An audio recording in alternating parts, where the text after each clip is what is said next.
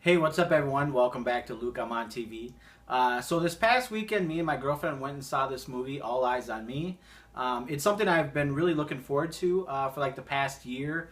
I heard about this movie that was going to be in production. Obviously, it was going to be about Tupac, and obviously, I've always been really interested in Tupac. I always liked Tupac. I liked him as a rapper and as an actor. So obviously, I knew it was a movie that I'd probably want to see. And this was kind of hot on the tails of Straight Outta Compton. Straight Outta Compton had been like in pre-production for many years. I had heard of that Ice Cube was like supposedly working on the script a long time ago, and that it was this NWA movie was finally going to be made and all this stuff. So this movie kind of seemed to come right after the release of Straight Outta Compton. All of a sudden, I heard that this movie was in production, so I was like really excited, and I was following it on Facebook and everything. So I knew that it had been in production for at least a year. So I was just waiting for the release date. There was like little trailers here and there that were kind of released along the way, and it just kind of built the anticipation. And everybody kept asking, when's the release date? When's the release date? Give us a release date. So finally, like earlier this year, they announced that it was going to be on June 16th. That was really exciting. So I told my girlfriend, like, well, we're going to go see this movie. So anyway, so yeah, this past Friday we went and saw it. And so now I'm going to give you my film review. And what I'm going to do for this film review is I'm going to tell you what I liked, what I didn't like, and then I'll give you my final word on it, and then I'll give you a number grade from 1 to 10. So I'm just going to go ahead and I'm going to start with what I did like. Okay, so first of all, what I did like about this movie was the actor Demetrius Shipp Jr., the person that played Tupac in this movie. I thought that he fit the part perfectly. I mean, he really does look a lot like Tupac. I mean, he's just a spitting image of him. It's really uncanny exactly how much he looks like him. And throughout most of the movie, I kept hearing it from other people around me too. Like during certain scenes of the movie, everybody's like, "Oh my God, he looks just like Tupac." And even my girlfriend at the time too, she said, "Wow, he looks just like Tupac." And I kind of commented on that. She's like, "Yeah, I think it's really just his eyes and his lips." And obviously, I'm not paying attention to the dude's lips, but I agree with the eyes. I mean, his eyebrows and his eyes looks quite a bit like Tupac. I mean, if you ever seen the album cover for "Are You Still Down," it shows like a face, like a facial profile just like this, and you can see, like, yeah, it looks very similar. So yeah, it was very uncanny. He looks just like him. So that was one thing I really liked. Now another thing I really liked too about this movie was how when they jump from scene to scene, they really showcased his style and his fashion. Tupac was always somebody who was always very fashionable. He had really great sense of style throughout all the interviews that you've seen him in throughout all the years, all the movies that he was in, and times that he was at award shows and things like that. He always dressed really well. He was very well dressed. He had a good sense of style. So I was really glad that they showed that. And obviously throughout all the years too, throughout his early years, with Digital Underground, and then his earlier years as a solo artist, Tupacalypse Now, and then Strictly for My Niggazs, and then as he progressed throughout the years, how his style changed. He had like a bandana for a while, and then he eventually wore like his rag tied in front, what they call like the bunny ears. And then, he had other styles too, like he wore like the Carl Kanai shirts and stuff like that. So it was really cool how they jumped from scene to scene. They really showcased his different style. They never really stuck on one style. They constantly jumped from one style to another, which was great to see because, I mean, again, he had always had a great sense of style, and we got to see all these different variations of him dressed. And then sometimes in some scenes he wore like his glasses or spectacles, whatever you want to call them, and he was always very cool to see. It was great to see on screen. It really did kind of bring him back to life. And again, especially with him looking so much like Tupac, at times I'd actually kind of squint my eyes a little bit, and I'm like, yeah, damn, dude looks just like him. And it's great to almost kind of see him kind of brought back to life on the big screen. It's just like, it's almost like having him back alive again, almost, kind of, sort of. So that was another thing I really liked. Another thing I really liked about this movie was like the in-studio scenes. Tupac was obviously very, very he was a very focused person in the studio. Was very much a workaholic. Many people that worked with Tupac always spoke on that, said his hardworking ethic in the studio was just, it was bar none. I mean, he would just a whole nother league of his own. He'd get in the studio and he would just work, and he just wanted to stay in the studio. That was his favorite place to be, was in the studio. He'd just spend hours and nights and stuff in the studios. And I really like this one scene in particular where he's in the studio and Shock G's in the studio with him, and Shock G's pretty much just falling asleep, and Tupac is just on the mixing engineer. He's like yelling at him, telling him, "You got to stack my vocals. It's got to sound just right." And Shock G's is like, "Man, come on, we've been at this all night." And he's like, and Tupac's like, "No, it's got to sound just right," And I really like that scene because I think that that's the way he really was. And again, other people over the years said that that's pretty much the way he was. It was like a perfectionist. He always had to have things just right. And that was another thing about Tupac, is that he worked with so many different artists and different mix engineers too, that I think when he worked with all these people, that he always had to tell them or remind them how he wanted to sound on record, because I mean, Tupac even said at one time that as long as you had the money, you had like 10 grand or something, that he would rap on your record, that was the way that he was, that he didn't really care. Like, he'd rap on almost anybody's record for the right amount of money. That's just the way he was. He always wanted to work. He was really into the business side of it, but he was also very passionate and just, again, workaholic, and he just loved rap, he loved hip-hop, he loved just being in the studio.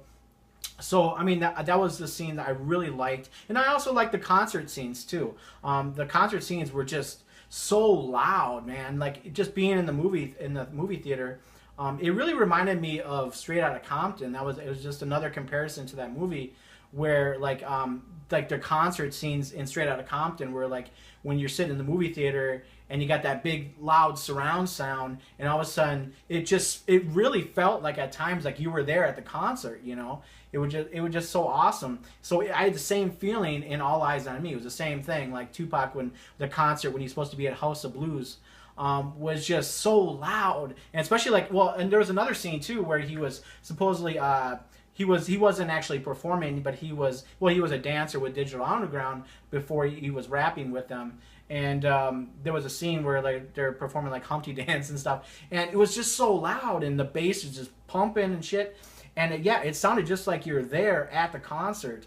You know what I mean? Just like actually being at a concert venue and hearing it. And I really like those scenes too, like the concert scenes. I only wish there would have been a little bit more of the studio and the concert scenes. So anyway, that was another thing that I really liked about the movie, was the studio scenes and then also the concert scenes. Okay, so now I'm going to get into some of the things that I didn't like about the movie. Okay, so right away, I gotta say, even though I really liked Demetrius Shipp Jr.'s portrayal in this movie, and even though I thought he really fit the part in the movie, I gotta say I wasn't necessarily impressed with his acting. He never really wowed me at any time in the movie. It just, that's just the way I felt. I felt even though he looked just like him, I also gotta say, his dialogue. I mean, he didn't seem to have a whole lot of dialogue in the movie too. He didn't talk enough at times, where basically I almost kind of felt like he's just kind of sitting back, and as long as he looks like Tupac, he doesn't even have to talk. I almost kind of felt that way at many times in the movie. But anyway, I just never felt like his acting really did anything for me in the movie. It never wowed me, never impressed me. And that especially goes with those studio and concert scenes, where I felt like many times, the lip syncing wasn't very good. You know what I mean? Especially in the studio, where he just kind of rapping and stuff, and his timing seemed a little off, and his lip syncing didn't seem completely right on either. So I really was kind of critical of that. I mean, it just wasn't believable at all. You know what I mean? And that's one critical point of the movie. Like, every time they show a studio scene or a concert scene, where I really felt that. I really felt like he didn't really look believable with his rapping and the lip syncing at all. That was really unfortunate. Another thing I didn't really like about the movie is they really didn't bring to light the fact that he was married. I really thought that they would talk a little bit about that, because that's something that's pretty unknown. It's not very well known to most people that he actually was married for about, I think it was about 10 months. He was married to his longtime girlfriend, Keisha Morris. That eventually, once he was incarcerated, I guess he was married, and there was some talk about maybe he did that just for the convenience of having conjugal visits, because it was quickly annulled sometime after, I believe like sometime '96. But like I believe it was sometime before he met Kadada Jones, I believe. But anyway, there was no mention of that, and there was never a mention of her in Tupac Resurrection either. So because this is the untold story of Tupac, I thought that there might be at least some mention of her, but there never was. There also wasn't a lot of they didn't really show much of him as a young person when he was young growing up. I was really hoping for more of that too. They kind of just, what they basically did is they just kind of showed him with his mother, mother sometime, with her affiliation with the Black Panthers and whatnot, and then them kind of moving around a couple times and stuff like that. They really didn't get much, and it was more, that part was more about her and then the family, not so much about him. And I really would have liked to have seen them show a little bit more about him as a young person, how he got into poetry, how he really got into rap music and stuff like that. I would have been really interested to find that out, to maybe see a little bit more how he became really interested in rap, because it really didn't show a lot about that at all. I mean, really about his real interest and passion in hip-hop. Like, how did he become kind of obsessed with hip-hop? I mean, they really didn't get into that at all. They really just seemed to skip over that. And all of a sudden, next thing you know, they just show him, in his like teen years or whatever. All of a sudden, he's rapping, but it's like, well, how did he get into it? I'd like to know maybe a little bit more about how he got into it. Who were his influences? Who were the people that he really listened to a lot? I mean, that would have been kind of critical to see, and something important, to see, to really base, the story on how he got into it. But it just really just kind of threw us into that part of the movie. All of a sudden, next thing you know, he's rapping and he's trying to make it as a rapper. It's like, okay, cool, but how did he get into it? So anyway, that's something I would have really liked to have seen. And then another thing too is, like, they didn't really touch on his premonitions of death either. I mean, supposedly, he talked about it quite a bit in his music. It would have been cool to at least see some mention of that too. Maybe him talking to some of his close friends or stuff too. Maybe talk about how he really believed that he would die at an early age. But there was no mention of that either. So again, it really just kind of focused on his trials and tribulations of stardom, but it never really focused on him as a person. Never talked about much of his intelligence either. He was a very intelligent person. So it didn't really touch on much of that either. Again, it was just mostly just his trials and tribulations, and just kind of skipped over his personal life, who he actually really was. Again, it would have been nice for them to take on that direction, a more personal side of his life, but instead we just get some of the things we already knew about, and then just kind of a little bit of the backstory, supposedly. But the problem I have with that, though, too, is right before I saw the movie last Friday, Jada Pinkett Smith had gone online and was kind of blasting the movie, saying that a lot of the scenes that were supposedly about her never actually happened. Like, there was a couple of scenes in the movie, like one in particular where supposedly Tupac meets up with her and then tells her that he's leaving for LA to pursue his career, and then reads her a poem that he wrote about her. Well, supposedly that never happened, according to her. She said that he had to leave really quickly and he didn't have time, and it wasn't necessarily to pursue his career, he just had to leave, and that she didn't actually find out about the poem until much later. So that whole scenario, that whole scene supposedly never happened. So that really does take away some credibility of the film, that not everything in the movie is completely true. So it's just kind of Hollywoodized, So that's another thing about the movie that kind of makes it look less believable. You don't know what all is true and what isn't, and stuff like that. So there was a lot of things I really didn't like about the movie. And lastly, I gotta say, the thing I really didn't like the most about the movie was the ending. And of course, we already knew what was going to end, how it was going to end. We didn't, it's not a spoiler to know that Tupac eventually gets shot on the Las Vegas Strip.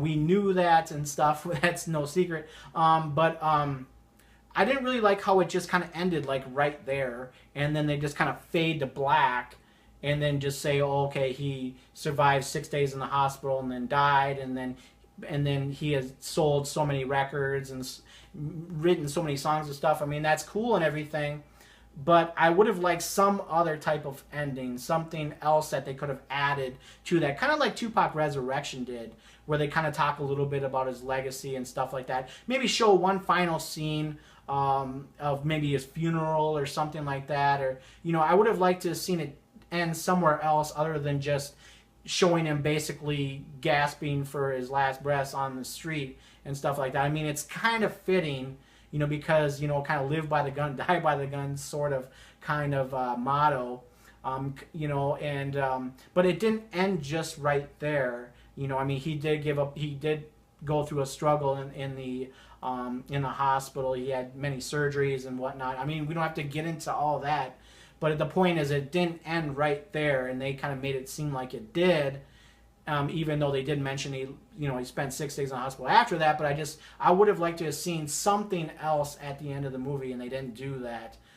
So that was another thing. That was like the big thing for me right at the end of the movie. It's like, well, shit. It's like, I didn't really like the ending of that. In some ways, it's kind of similar to Menace to Society a little bit, how they just kind of end it, in such a way. And they did actually show a clip of actual Tupac at the end after that, where he was actually talking and shared one of his famous sayings and stuff. But I mean, I just didn't particularly like that ending. I would have liked to have seen something else other than that. A little more creativity, imagination to end it on a nice note. But anyway, it is what it is. So anyway, I gotta say my final word on the film was I really enjoyed the film. It was fun to watch. It was entertaining. But overall, I gotta say it was a good film, but it wasn't great. It had a lot of potential, especially with the actor Demetrius Shipp Jr., who's a spitting image of Tupac. But I kind of feel like maybe it was the directing that just wasn't there. It could have been better. A good director would be somebody that would really push your actors to do a great job, not just a good job, but a great job, and really push the roles and stuff like that. I think maybe the directing kind of fell flat a little bit on the movie. The writing could have been a little bit better. In situations like if you're going to include Jada in the movie, or, that maybe they could have gone to her and asked her about some of the certain scenes, instead of now we're hearing that some of that stuff wasn't true. So, I think it would have been a lot better had they done those kinds of things. Supposedly, Afeni Shakur, which was Tupac's mother, before she passed away, supposedly she did have some issue with the film. She didn't fully support the film. So maybe it was because of reasons like that, that there was a lot of things with the movie that were not true. So, it's those kinds of things. I think they went a different direction than the direction that they probably could have or should have gone. So again, I feel like it was a good film. I liked it. I enjoyed watching it. And I probably would see it again, but it's just not something I'd want to see over and over again, unlike Tupac Resurrection, which, mind you, is a different film. I mean, that was more of a documentary / autobiography, where it was Tupac talking about his own life, his own story. That's something that I really enjoyed, and I watch every year. This movie is a Hollywood movie. It's pretty good, but like I said, just not great. It's not something I'd want to watch over and over again. So anyway, I think for a number grade from 1 out of 10, I'd probably give it a 6, honestly. A grade. Again, it had really good potential, but just kind of fell flat in some aspects for me. But anyway, I think that's my final word on the film. I hope you have enjoyed watching this film. I hope you have enjoyed watching this video. If you have, please make sure to like, comment, or subscribe. And I'll see you next time.